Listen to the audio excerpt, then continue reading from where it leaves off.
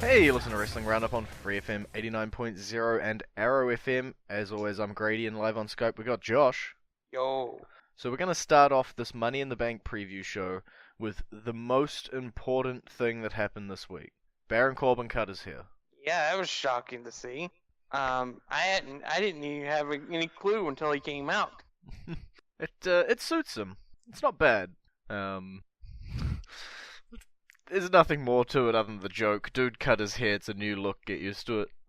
But as we skipped over, we're pretty much here to talk about Money in the Bank, the matches on it, the build we had on the two go-home shows, but also Kurt Hawkins versus No Way Jose.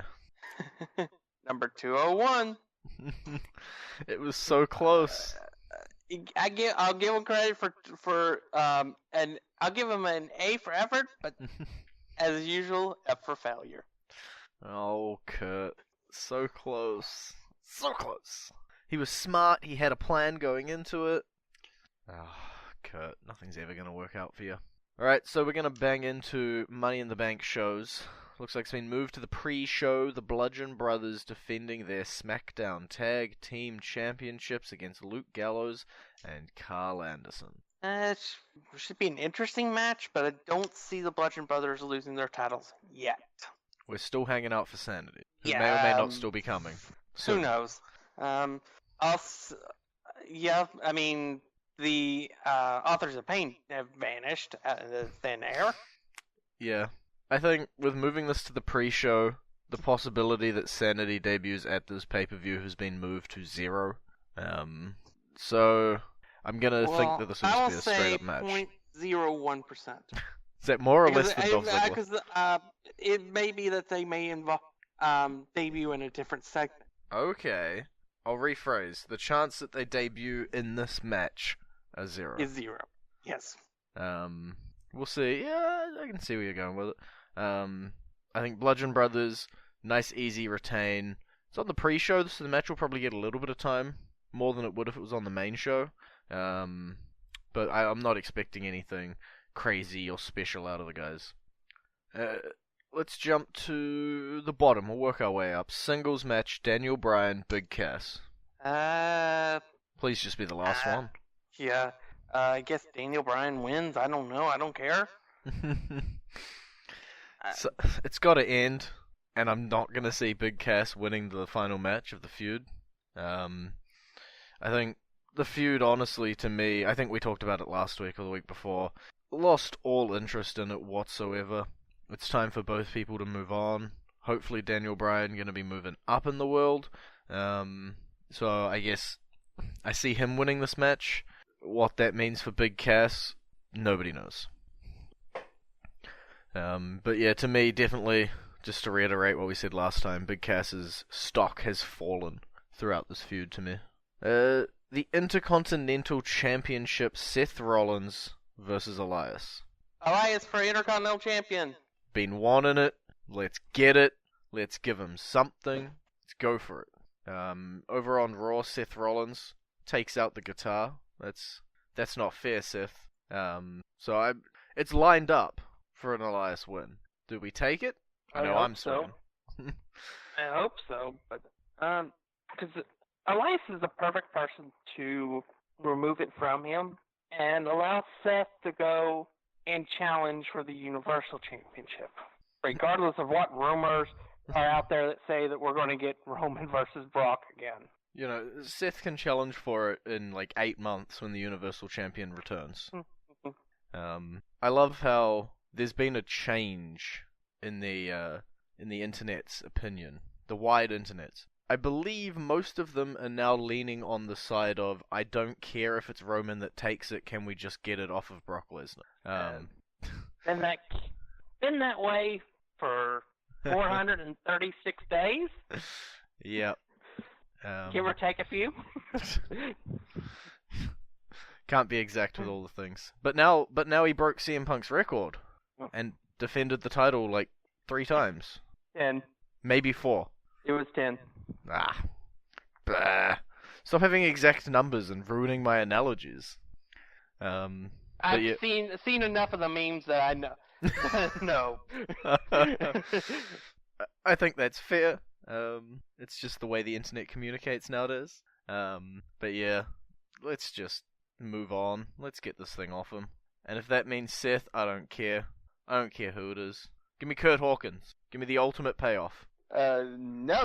We've got to have. If it's going to be somebody out of left field, it's got to be Heath Slater. Fair enough. That way, all three members of the three-man band would have held a world title. Yeah, I'll give you it. So Elias new Intercontinental Championship, walking out of Money in the Bank. Hope so. Roman Reigns, he may be facing Brock, who knows? But right now he's facing Jinder Mahal. This should be fun. If for no other reason to see how high Roman can toss Samuel Singh. I feel like that's what we said with the Randy Orton matches. It's great when that's the highlight. I look forward to the internet pooping on this match no matter what happens. Whoever wins is going to be the worst person in the world. Whoever loses will be the second worst person in the world. And yeah, I don't expect this feud to be a long one. So whatever happens here, I'll see as happening. Probably going to assume Roman wins. Yeah, that's what I'm assuming. And this is really just a stopgap to keep Roman away from the Universal title and the Money in the Bank ladder match. And there won't be any options for him really other than Jinder right now. To be fair, I think the Universal title keeps itself away from everybody a little bit easier. But yeah, much like Daniel Bryan and Big Cass, I see this last match, everybody's going to move on. I look forward to seeing where one goes, and the other, I'm not sure where they'll end up. SmackDown Women's Championship, Carmella versus Asuka. I have no clue. I've enjoyed what Carmella's done, but I don't know. Maybe it's Asuka's time to reign. I don't really know. There's been rumors afoot. Juicy rumors on the seven seas. And they say, Yar, Mr. Ellsworth on his way back. Not excited? Only if he brings that intergender title with him. Good luck on that. Good luck. Yes. I see that potential, because Carmella here is, maybe she will not be winning via a very clean method against Asuka here. It would make zero sense to me. So whether it be Ellsworth, whether it be someone else, whether it be a count out, some sort of dodgy running away with her belt, I don't know. I don't think this is going to be the last match. I think Asuka's going to keep chasing for a little while. Personally, if the rumors are true and we see James Ellsworth, I look forward to him getting his block knocked off by Asuka. I believe that'll be very funny, and I want to see it the week after immediately. Raw Women's Championship now. Nia Jax, Ronda Rousey. I'm going to go with a double title switch. Double title switch. Yes. So you've got this one happening later in the Women's Money in the Bank. Yes. Okay. In fact, this may be the main event of the entire event. I don't know. There's a couple matches here that could go on last. I'm looking at 4 of them that could go on last. With how hard they're pushing the women's division, and with this being Ronda's first match, I can easily see this be the main event. I see Ronda winning the title, only to lose it to whichever Raw member wins the Money in the Bank contract. Okay, I got you. Yeah, I feel like Nia Jax's championship reign, I know it wasn't long, has felt very lackluster. I think that's because they can't make up their mind on what kind of role they want her to play. Yeah, she hates the bullies, but then she is a bully, and that's still the greatest thing. And then the next week, she's a sweet angel again. You gotta decide, right? There's only so many times you can flip and flop. It's gonna be rough. Do I think Ronda should be champion? Probably not. I think I would have liked to hold off on it a little longer. I'm interested. From what I've heard, they're rushing it because Ronda is wanting to make as much money as she can. She's wanting to have a family. Okay. So that's kind of why they're rushing things a little bit. Okay. Interesting. I assumed they wanted a title on her, presuming there's no cash in, for the UFC Hall of Fame event. But Well, that wasn't announced prior true. to the match being announced. But it could change their decision at the end. I don't know when the UFC Hall of Fame event is. I don't know how long she'd have to hold on to it for. I'm quickly Googling. Scroll. July 5th, 2018? Yep, July 5th. So next month. I don't think there's another pay-per-view between now and then. So if she was to be holding the belt going in, she must win it and keep it. Do I think they're going to try and do that? I can never judge WWE when it comes to a publicity stunt. They've done worse things to try and fit in and seem cool, so maybe they do, maybe they don't. Like blowing up the boss in a limo? That was great. And then immediately having to drop it for obvious reasons the next week. But yeah, I wish Nia Jax's championship reign had more moments in it, and there was an obvious direction with her, and it seemed like we were going somewhere, just because of how hard she worked to get to that point. It almost, especially if she loses it and falls out of like the championship scene here, it feels like it was all for nothing. But maybe that's what happens, maybe that's not what happens. All I know is we got to get to this song. And the song's a little depressing this week, because you were saving up this song, weren't you? Every week I'd ask you, what song are we playing? Why aren't we playing Nakamura's? What song are we playing? Why isn't it Nakamura's? It was always the same answer. I was saving it for the championship, but my opinion is that Nakamura's not winning. That's sad, but at least we get to play his theme. Yeah. This is a little bit of a bonus, and you can talk about why you feel like that on the other side of the theme. So let's play Shinsuke's new theme for you right now. And you're back with Wrestling Roundup on FreeFM and ArrowFM, Grady and Josh. So you were in the middle of explaining to everybody why you don't think Nakamura is going to win.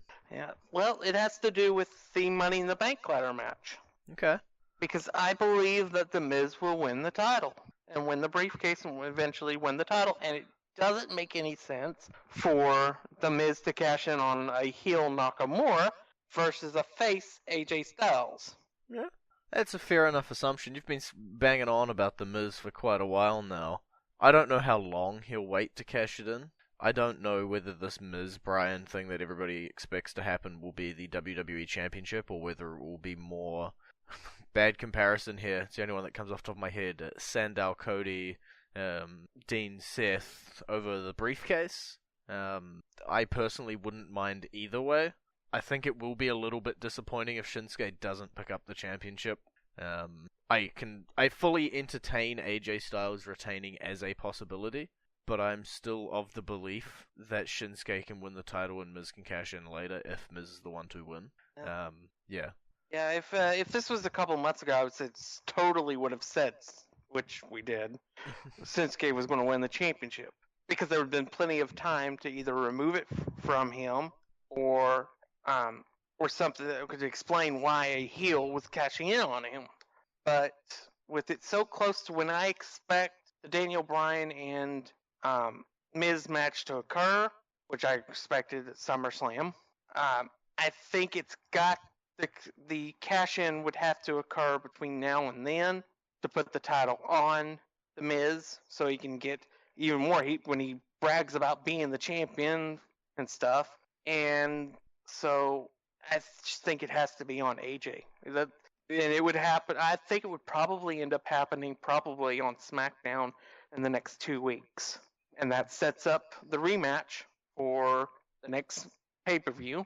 Gets that out of the way. And then SummerSlam is the next event after that. And that's when Daniel Bryan steps up to the plate. So you've got the women's Money in the Bank being cashed in that night, and then the men's 2 weeks later. Yeah, I don't think they're going to last very long this time. Okay.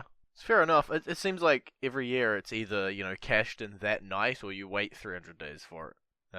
Sometimes there's an in-between, but not often. Let's talk about the women's Money in the Bank. Ember Moon, Charlotte Flair, Alexa Bliss, Becky Lynch, Natalya, not injured, Lana, Naomi, and Sasha Banks. I got Natalya winning, but I would totally love Ember Moon winning. Would Ember Moon cash in on Ronda? Probably not, which is what throws the monkey wrench into that. But Natalya winning the briefcase, and then would be makes complete, total, perfect sense in the storyline. Then her using it later on in the night to cash in on Ronda after a hard-fought match with Nia Jax winning the title and coming out to act like she's going to celebrate with her, and then taking her out and taking the title with her. Yeah. I got you on that. I think if they are going that route and they are going to have somebody cash in on Ronda and they're going to have her lose the title that she just won, yes, Natalia, 1000%. She's the only one on this list that actually makes sense. It is the logical choice. If it is not going to be that, and I am just picking purely for who I would like to win, much like I'm picking Elias for the Intercontinental match, then I would, much like you, pick Ember Moon. Yeah. I think she could do wonders. I actually was like, I was viewing Twitter the other day, and there was somebody I follow that suggested Becky Lynch cashing in on Ronda Rousey. And I'm like, that can't happen. He was like, they ever said it couldn't happen? I'm like, they've said it several times that the winner can only cash in on the brand's champion.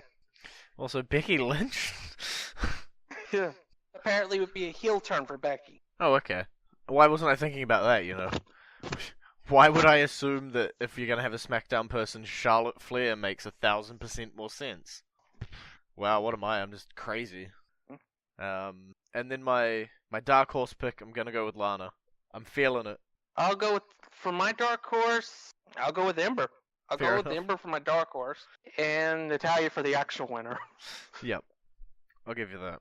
We're now on to the men's Money in the Bank ladder match. Braun Strowman, Finn Balor, The Miz, Rusev, Bobby Roode, Kevin Owens, Samoa Joe, and a member of the New Day. We already know you're picking The Miz. Yeah, and WWE had a major opportunity to make it seem like Braun actually had a chance to win on Monday, and they punted it. Because all they had to do was just make him seem human. Mm-hmm. For one night, make him seem human, and have him be taken out after that spot with the ladder and the frog splash, and just have him not appear for the rest of the night. But no, they had to have him become Super Braun. Yeah, what do you expect? Sarcastic response for the internet. and win the Fatal 4-Way and keep his momentum going. Yeah. So that eliminates him, and that pretty much means that The Miz is the only option. You're forgetting a very, very good option here. Rusev. Rusev has no chance of winning. Nope, Rusev's gonna win it. I'm gonna say it 1,000 times. You're gonna look foolish when he eventually wins it. Rusev gonna win. 1,000%, all my chips behind Rusev. My metaphorical chips, I don't want to lose money. Alright, then let's go all out and just have the first Mr. and Mrs. Money in the Bank. Oh, I picked Lana as my dark horse. Screw it. I do wonder if, they're going to give one briefcase, whether they're cashed in immediately or not, one briefcase to Raw and one briefcase to SmackDown. Personally, I would really love the payoff if Rusev and Lana both won. I think it would be great. Do I think it's going to happen? I think it's got a better chance than Dolph Ziggler ever did. But I'm going to imagine one briefcase is going to go to each brand. Yeah. I think if I'm going with all my chips behind Rusev, then my dark horse pick is going to be whichever one of the New Day enters. I'll go with, for my dark horse, I'm going to go with the Xavier Woods. Okay. I think that's who will be the Money Bank entrant from the New Day. Yeah. You've been saying that for years, that he's going to be the one that enters. But yeah, I don't know. I'm still up in the air. I would like to see them, weirdly enough, just sort of throw the briefcase around and do what they've always promised to do, where just one of them wins it, so they all win it. I'd like to see that, but, clearly that can't happen if Rusev's going to win. So this is the part of the show now, where Josh takes a little nap and just tunes out, because I'm going to run through some New Japan results. So power down, flick your little power switch. We're going to motor through it. We're not going to hold on them for long. Just some important ones to mention here. Okay. Young Bucks, they're now the IWGP Tag Team Champions again. Rey Mysterio lost his match. I'm trying to keep it relevant to the WWE people. Will Ospreay lost his IWGP Junior Heavyweight Championship over to Takahashi.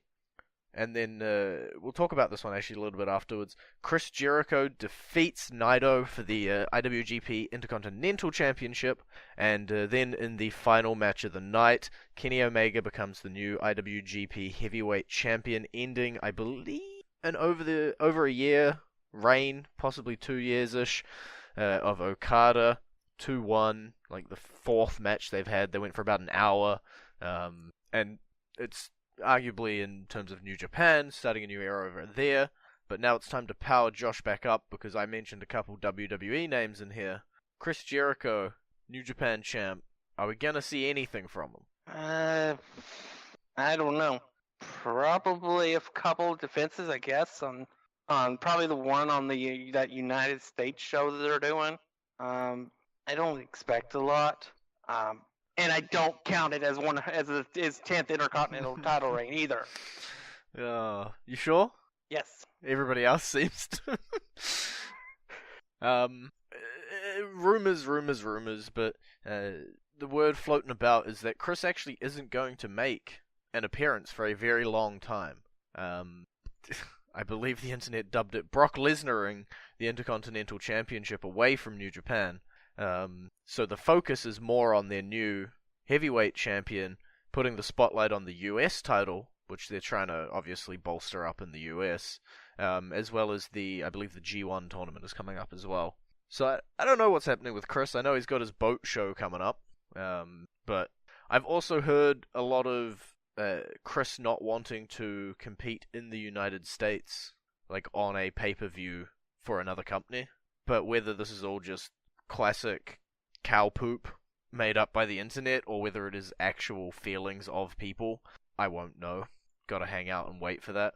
But it was definitely something unexpected. I did not expect to see the news headline crawl across that Chris Jericho is now an Intercontinental Champion for New Japan. So that's pretty much it. We wrapped up talking about Money in the Bank. We got our picks in for that. I managed to mention some New Japan without Josh flatlining. So we've got NXT TakeOver Chicago happening just before Money in the Bank. We got a little bit of time to squish through what we got here.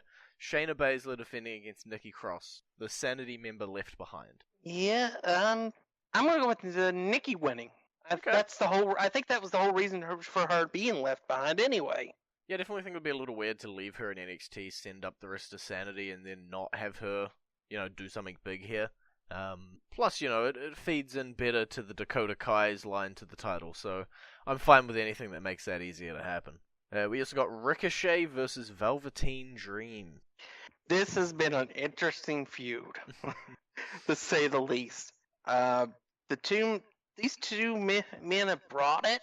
Of course, we all know Dream's dripping with his charisma, and Ricochet's brought out his personality. And it should be a great match, because they're both really good wrestlers. That's pretty much all you're going to do, right? You're just going to look at these. There's two guys that's going in, they're going to fight. It's going to be a good match, and it's going to come out the other end. We're all going to be happy at it, because it's a good match. Simple as that. Nothing trickier to it, but there's also a Chicago street fight. Tommaso Ciampa and Johnny Gargano ending the feud, I presume. Yeah. And the only reason it's a Chicago street fight is because the last man standing match got used in the WWE Championship match. Yep. It was originally going to be a last man standing match. I say Gargano wins and slays Ciampa and can finally move on. That'll never happen. These two are stuck together forever, like all tag teams that break up. Yep, they're Sami Zayn and Kevin Owens 2.0. What about if they just hug it out at the end and they team back up? No, nobody wants that? Okay. NXT Championship on the line. Aleister Black defending against Lars Sullivan. This should be an interesting match. I actually like Lars. I think he's got a future. Okay.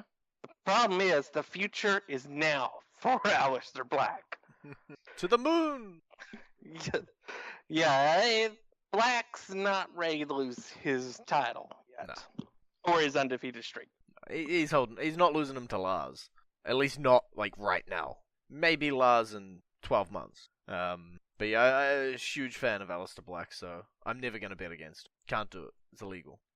In the NXT Tag Team Championships last match, the Undisputed Era going up against Oney Lorcan and Danny Burch. Good luck, boys. Yeah, the Undisputed Era is definitely rolling right now. I don't see Only and Burch taking the titles from them. So, sorry, boys, but you're just going to be sacrifices for Kyle O'Reilly and Roderick Strong. Pretty much. Adam Cole's US title not on the card, but I'm presuming he'll be around. I don't quite know a reason he wouldn't be, but I'm sure I've missed it. Yeah, I'm sure he'll be there. They may even throw in a impromptu match for it, but... And I'm sure if this feud is to continue through to the UK tournament, which I believe it is, Pete Dunne will also be floating about, so... We'll wait and see. We may get an impromptu match between Pete Dunne and Adam Cole. There we go. Book that and let's move on, because that's all we got time for this week. It's been great talking to you. Maybe. You can visit our Facebook page, facebook.com/WrestlingRadio, Twitter page, twitter.com/WrestlingRadio, and we'll see you next week.